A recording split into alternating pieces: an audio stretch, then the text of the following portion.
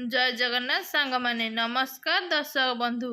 ଦ୍ୱାରିକା ନଗରୀ, ଯାହାକି ଭାରତର ସର୍ବପ୍ରାଚୀନ ସହର ମାନଙ୍କ ମଧ୍ୟରୁ ଗୋଟିଏ, ଏହି ସହରକୁ ନେଇ ପୌରାଣିକ, ଐତିହାସିକ ଓ ବୈଜ୍ଞାନିକ ତଥ୍ୟମାନ ରହିଛି।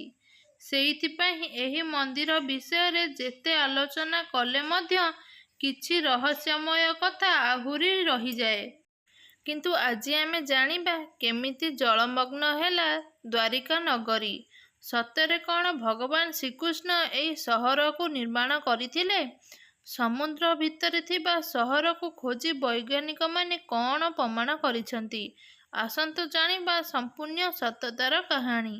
ଭାରତର ପଶ୍ଚିମ ଭାଗରେ ଅବସ୍ଥିତ ଗୁଜୁରାଟ। ସେହି ରାଜ୍ୟର ସୌରାଷ୍ଟ୍ର ଜିଲ୍ଲାରେ ଅବସ୍ଥିତ ଶ୍ରୀକୃଷ୍ଣଙ୍କ ସାମ୍ରାଜ୍ୟ ଦ୍ୱାରିକା, ଯେଉଁଠି ସେ 36 ବର୍ଷ ଯାଏଁ ଶାସନ କରିଥିଲେ।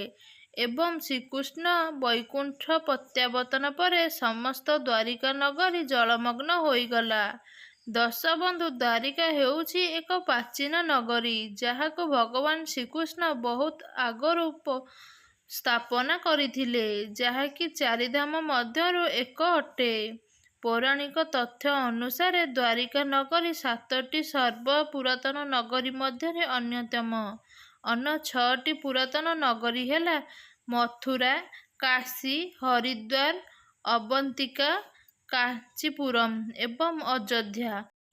ପବିତ୍ର ଗ୍ରନ୍ଥ ଶ୍ରୀମଦ୍ ଭାଗବତ ଅନୁସାରେ ଶ୍ରୀକୃଷ୍ଣଙ୍କ ଜନ୍ମ ମଥୁରାର କାରାଗାରରେ ହୋଇଥିଲା, କିନ୍ତୁ ତାଙ୍କର ସୁରକ୍ଷା ପାଇଁ ତାଙ୍କର ପିତା ବସୁଦେବ ସେହି ରାତିରେ ଗୋପପୁରକୁ ନେଇ ନନ୍ଦରାଜାଙ୍କ ଘରେ ଛାଡ଼ି ଦେଇଥିଲେ। ସେଇଠି ତାଙ୍କର ଲାଳନ ପାଳନ ହୋଇଥିଲା। ସେଇଠି ସେ ଗୋପୀଙ୍କ ସହ ଗୋପଲୀଳା କରିଥିଲେ ଏବଂ ପରେ ପରେ ତାଙ୍କର ମାମୁଁ କଂସଙ୍କର ମଧ୍ୟ ବଧ କରିଥିଲେ। କଂସର ଶ୍ୱଶୁର ଜରାସନ୍ଧ କୃଷ୍ଣ ଓ ଯାଦବ ବଂଶର କୁଳନାଶ କରିବା ପାଇଁ ପ୍ରତିଜ୍ଞା କଲେ। ସେ ପ୍ରତିଶୋଧ ନେବା ପାଇଁ ମଥୁରା ଓ ଯାଦବମାନଙ୍କ ଉପରେ ବାରମ୍ବାର ଆକ୍ରମଣ କରୁଥିଲେ। ସେଇଥିପାଇଁ ଯଦୁବଂଶର ରକ୍ଷା ନିମନ୍ତେ ମଥୁରା ଛାଡ଼ିବା ପାଇଁ ନିଷ୍ପତ୍ତି ନେଲେ ଏବଂ ସମସ୍ତଙ୍କ ପାଇଁ ନୂଆ ନଗରୀ ନିର୍ମାଣ କରିବା ପାଇଁ ଭାବିଲେ। କହନ୍ତି ଶ୍ରୀକୃଷ୍ଣଙ୍କ ନିର୍ଦ୍ଦେଶନାରେ ବିଶ୍ୱକର୍ମା ଗୋଟିଏ ରାତିରେ ଦ୍ୱାରିକା ନଗରୀ ନିର୍ମାଣ କରିଥିଲେ। ଦ୍ୱାରିକା ନଗରୀରେ ଶ୍ରୀକୃଷ୍ଣ ସମସ୍ତ ଯଦୁବଂଶଙ୍କ ସହିତ 36 ବର୍ଷ ଯାଏଁ ଖୁସିରେ ଜୀବନଯାପନ କରିଥିଲେ। କିନ୍ତୁ ଶେଷରେ ସେହି ପ୍ରଶ୍ନ ମନରେ ଉଠେ ଯେ ଦ୍ୱାରିକା ନଗରୀ ଜଳମଗ୍ନ ହେଲା କିପରି? ଜଳମଗ୍ନ ହେବାର ଅନେକ କାରଣ ଓ କାହାଣୀ ରହିଛି, କିନ୍ତୁ ପୌରାଣିକ କଥା ଅନୁସାରେ ଏହାର 2ଟି କାରଣ ଜାଣିବାକୁ ମିଳେ।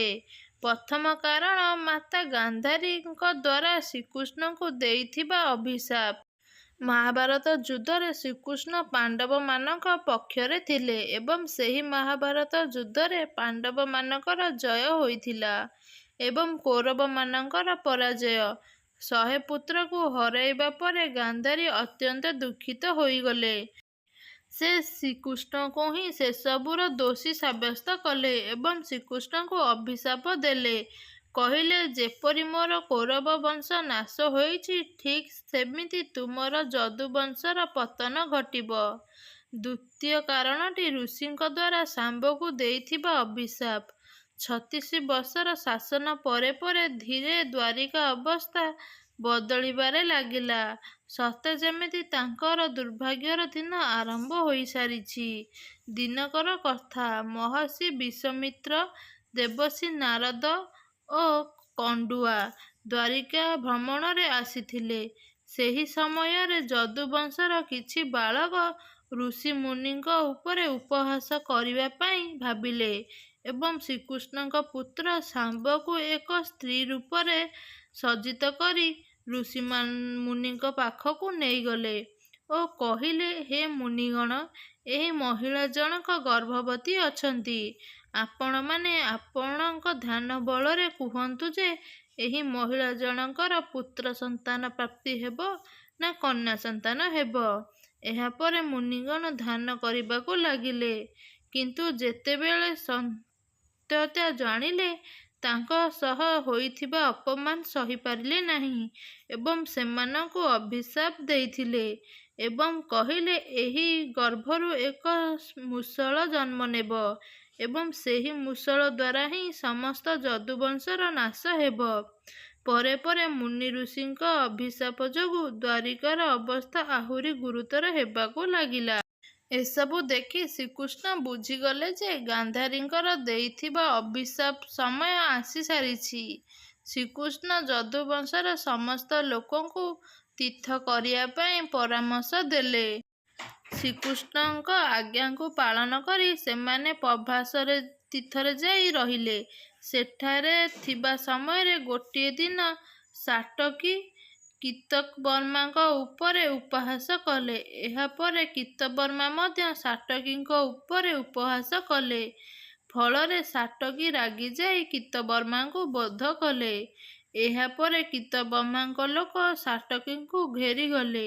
ସେହି ସମୟରେ ସାତ୍ୟକୀଙ୍କୁ ଏକୁଟିଆ ଦେଖି ପ୍ରଦ୍ୟୁମ୍ନ ସାତ୍ୟକୀଙ୍କୁ ରକ୍ଷା କରିବା ନିମନ୍ତେ ସେଠାରେ ପହଞ୍ଚିଲେ। କିନ୍ତୁ ପ୍ରଦ୍ୟୁମ୍ନ ଓ ସାତ୍ୟକୀ ସେହି ଯୁଦ୍ଧରେ ପ୍ରାଣ ହରାଇଥିଲେ। ଏହିପରି ଭାବରେ ଯୁଦ୍ଧ ଆରମ୍ଭ ହୋଇଥିଲା ଏବଂ ପରେ ପରେ ସମସ୍ତ ଯଦୁବଂଶ ନିଜ ନିଜ ଭିତରେ ଯୁଦ୍ଧ ଆରମ୍ଭ କଲେ। ପରେ ସମସ୍ତେ ମୃତ୍ୟୁବରଣ କଲେ। ଯଦୁବଂଶର ପତନ ଦେଖି ବଳରାମ ମଧ୍ୟ ତାଙ୍କର ଦେହତ୍ୟାଗ କରିଦେଲେ। ବଳରାମଙ୍କର ଦେହତ୍ୟାଗ ପରେ ଶ୍ରୀକୃଷ୍ଣ ଉଦାସ ହୋଇପଡ଼ିଲେ ଏବଂ ସେ ଜଙ୍ଗଲକୁ ଚାଲିଗଲେ। ଜଙ୍ଗଲ ସାରା ବୁଲି ବୁଲି ସେ ଗୋଟିଏ ଗଛ ତଳେ ବିଶ୍ରାମ ନେଲେ ଏବଂ ଗାନ୍ଧାରୀଙ୍କ ଅଭିଶାପ କଥା ମନେ ମନେ ଭାବୁଥାନ୍ତି। ଠିକ୍ ସେହି ସମୟରେ ଜାରା ନାମକ ଏକ ଶବର ଶ୍ରୀକୃଷ୍ଣଙ୍କ ପାଦକୁ ଏକ ହରିଣର କର୍ଣ୍ଣ ଭାବି ଶରବିଦ୍ଧ କରିଥିଲେ। ଯେତେବେଳେ ଶବର ଜଣକ ଜାଣିଲେ ତାହା କୌଣସି ହରିଣ ନୁହେଁ, ତାହା ହେଉଛି ଶ୍ରୀକୃଷ୍ଣଙ୍କର ପାଦ, ଏହାପରେ ଶବର ଜଣକ ଶ୍ରୀକୃଷ୍ଣଙ୍କ ଆଗରେ ତାଙ୍କର ଅଗ୍ରଜର ସବୁ କଥା ଜଣାଇଲେ ଏବଂ କ୍ଷମା ପ୍ରାର୍ଥନା କଲେ। ଶ୍ରୀକୃଷ୍ଣ ସେହି ସ୍ଥାନରେ ହିଁ ଶବରକୁ କ୍ଷମା ଦେଇ ଦେହତ୍ୟାଗ କରିଥିଲେ। ଯେତେବେଳେ ଅର୍ଜୁନ ଏକଥା ଜାଣିଲେ, ସେ ସେହି ସ୍ଥାନରେ ପହଞ୍ଚି ତାଙ୍କର ଅନ୍ତିମ ସଂସ୍କାର କରିଥିଲେ ଏବଂ ଦ୍ୱାରିକା ଯାଇ ବାକି ଥିବା ସମସ୍ତ ଲୋକଙ୍କୁ ହସ୍ତିନାପୁରକୁ ନେଇଗଲେ। ମହାଭାରତ ଗ୍ରନ୍ଥ ଅନୁସାରେ ଯେଉଁଦିନ ଶ୍ରୀକୃଷ୍ଣ 125 ବର୍ଷ ପରେ ପରମ ଆତ୍ମାରେ ଲୀନ ହୋଇଥିଲେ, ସେହିଦିନ ହିଁ ଦ୍ୱାରିକା ନଗରୀ ଆରବ ସାଗରରେ ଜଳମଗ୍ନ ହୋଇଯାଇଥିଲା ଏବଂ ସେହି ସମୟରୁ ହିଁ କଳିଯୁଗର ଆରମ୍ଭ ହୋଇଥିଲା। ବୈଜ୍ଞାନିକଙ୍କ ମତରେ ବନ୍ଧୁଗଣ, ମହାଭାରତ ଗ୍ରନ୍ଥ ଅନୁସାରେ ପ୍ରାଚୀନ ଦ୍ୱାରିକା ଜଳମଗ୍ନ ହୋଇଯାଇଥିଲା, କିନ୍ତୁ ବୁଡ଼ି ଯାଇଥିବା ଦ୍ୱାରିକା ନଗରୀକୁ ସର୍ବପ୍ରଥମେ ଭାରତୀୟ ବାୟୁସେନା ଆକାଶମାର୍ଗରୁ ଲକ୍ଷ୍ୟ କରିଥିଲେ ଏବଂ ପରେ ପରେ ଏହାକୁ ଖୋଜିବା କାର୍ଯ୍ୟ ଆରମ୍ଭ କରିଥିଲେ। ଆଗରୁ ସମସ୍ତେ କହୁଥିଲେ ଯେ ଦ୍ୱାରିକାର କାହାଣୀ କେବଳ କାଳ୍ପନିକ ଅଟେ ଏବଂ କୌଣସି କାଳ୍ପନିକ କାହାଣୀର କୌଣସି ଇତିହାସ ନଥାଏ, କିନ୍ତୁ ଏହାର ପ୍ରଥମ ଇତିହାସ ରେକର୍ଡ ଷଷ୍ଠାଦଶ ଶତାବ୍ଦୀରେ ଗୁଜରାଟର ଭାମନଗରଠାରେ ଏକ ଶିଳ୍ପରେଖାରୁ ମିଳିଥିଲା। ଏହି ଶିଳାଲେଖରେ ସ୍ପଷ୍ଟ ଲେଖା ହୋଇଥିଲା ଯେ ଶ୍ରୀକୃଷ୍ଣ ଏଠାରେ ରହୁଥିଲେ। 2005 ଓ 2007 ମସିହାରେ ଭାରତର ଜଳସେନା ମଧ୍ୟ ଏହାର କିଛି ଅଂଶ ଖୋଜି ପ୍ରମାଣ କରିଥିଲେ ଯେ ଦ୍ୱାରିକା ନଗରୀ କଥା କାଳ୍ପନିକ ନୁହେଁ ଏବଂ ଏହା କେବଳ ଭାରତରେ ନୁହେଁ, ବିଦେଶରେ ମଧ୍ୟ ଏହା ବୈଜ୍ଞାନିକମାନେ ପ୍ରମାଣ କରିସାରିଛନ୍ତି ଯେ ସେଠାରେ ମିଳିଥିବା କିଛି ଅଂଶ 9000 ବର୍ଷ ପୁରୁଣାରୁ ଅଧିକ ପୁରୁଣା ଅଟେ।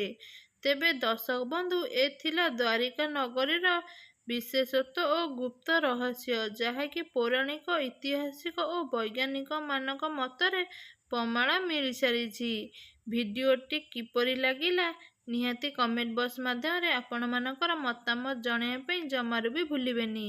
ଭିଡ଼ିଓଟି ଯଦି ଭଲ ଲାଗିଥାଏ ଚ୍ୟାନେଲକୁ ଲାଇକ୍ କରନ୍ତୁ, ସେୟାର କରନ୍ତୁ। ଚ୍ୟାନେଲରେ ଯଦି ନୂଆ ଅଛନ୍ତି ଚ୍ୟାନେଲକୁ ଏବେ ହିଁ ସବସ୍କ୍ରାଇବ୍ କରନ୍ତୁ। ରହୁଛି, ନମସ୍କାର। ପୁଣି ଦେଖା ହେବ ଏକ ସୁନ୍ଦର ଭିଡ଼ିଓ ସହିତ ଆଗାମୀ ଦିନମାନଙ୍କରେ। ଜୟ ଜଗନ୍ନାଥ।